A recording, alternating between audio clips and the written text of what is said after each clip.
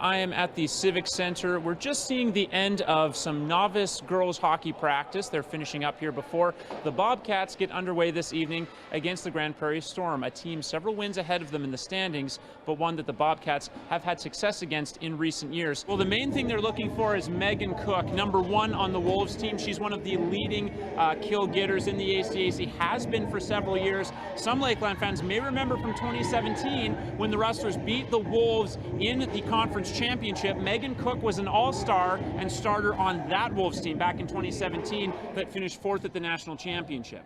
And she always gets a lot of volume. Expect her to continue that trend tonight. Also try out their excellent food. These bacon-wrapped steak bites are to die for. I'm going to enjoy this. Back to you guys in studio. Very good. Josh, you better bring some of that food back for us. 2003, a high of 31.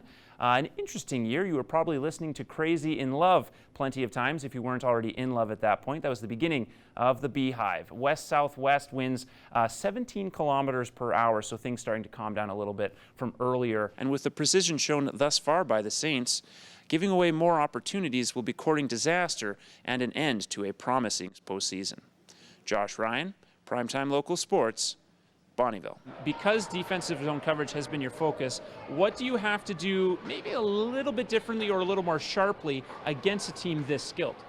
As you can see, the Bobcats concession staff working hard to get everything ready for tonight's contest, and that includes a number of these very tasty burgers indeed. I'm going to have my supper, and I bid you adieu. Enjoy the rest of the cast on Primetime Local News.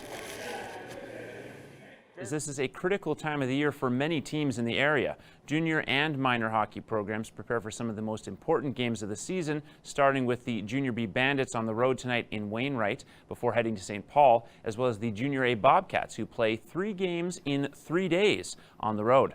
The Cats start off in Brooks this evening before stops in Olds and Calgary over the next 2 days, another growth opportunity for the young squad. The end of this journey marks the beginning of a new one for the Rustlers program, filled with unknowns but plenty of promise, built in part thanks to that very special trio. Josh Ryan, Primetime Local News, Calgary.